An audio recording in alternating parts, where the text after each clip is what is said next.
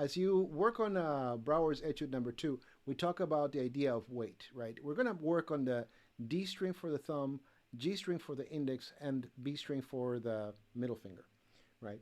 On the right hand, as you put your fingers on, you want to think, I am barely brushing with these two fingers while I am putting more weight on my thumb. And here comes just a very easy exercise. Open strings, no left hand. And you're going to basically play the three strings, D, G, and B. A lot easier to bring more attention to the thumb, but think, instead of bringing the thumb more down onto the strings, right, digging in more, think I'm barely brushing this string. So I'm leaving the thumb where it is.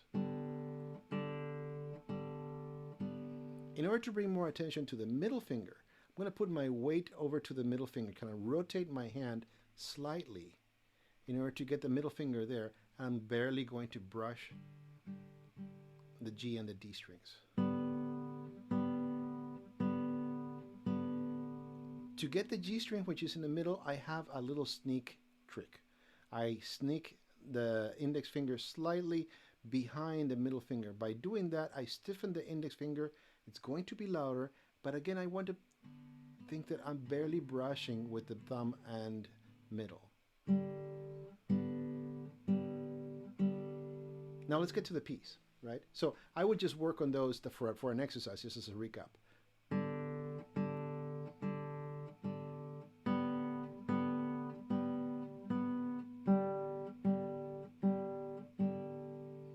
And just playing around with weight.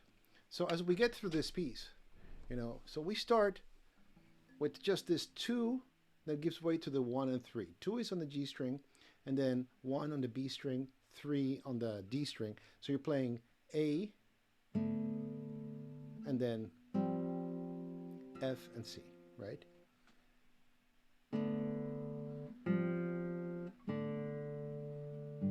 Right? 3 up here on the G.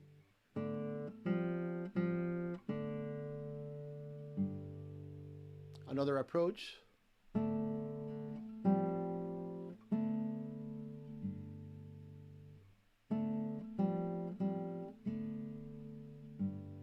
And the most common approach, which is basically bringing more attention to the middle finger.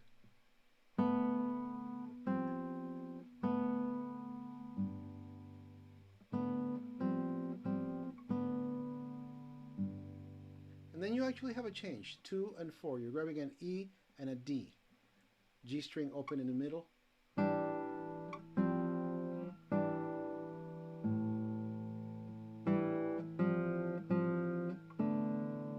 Right, and I just did the same.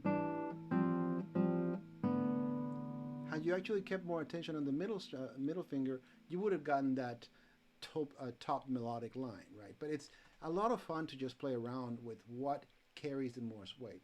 To be very honest, I would probably play that entire line with more emphasis on the middle finger, just to keep that soprano line more present. However, it's also a very good idea to be able to bring attention to the other voices at will, at your own command, right?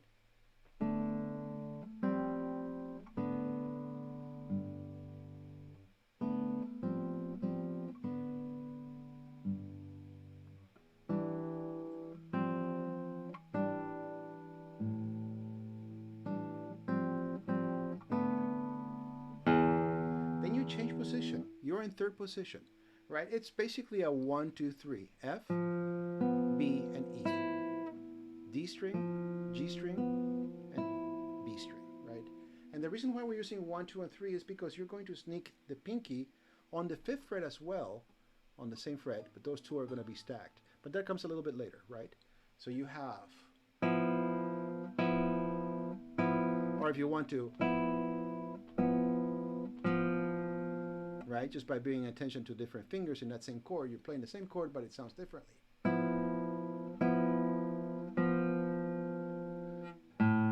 Right, open A, and then you have, right, I kept my position there. So again, you sneak in the pinky, then open. You take advantage of that to get yourself to first position.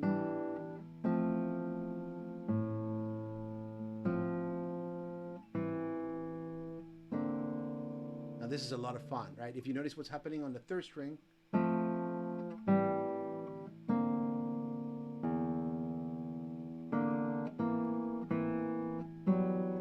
right? In the score, it's difficult to see it, right? Because when you have clusters, when you have, half steps or basically seconds, you have an F sharp and you have a G, right? The F sharp is here in a D string fourth fret, right? And the G is open. You're playing them at the same time as well as the B. On the music, it looks very complicated, but it's just as simple as playing F sharp and playing the first two strings open, right?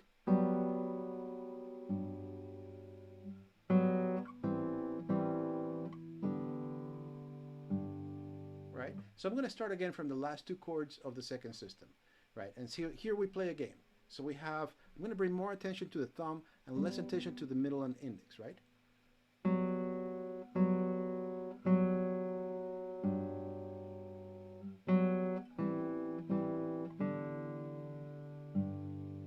And then I do it again, but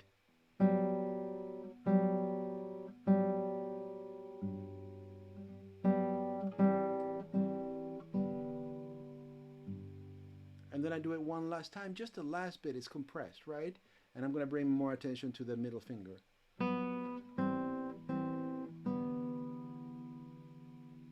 Right? So that last part.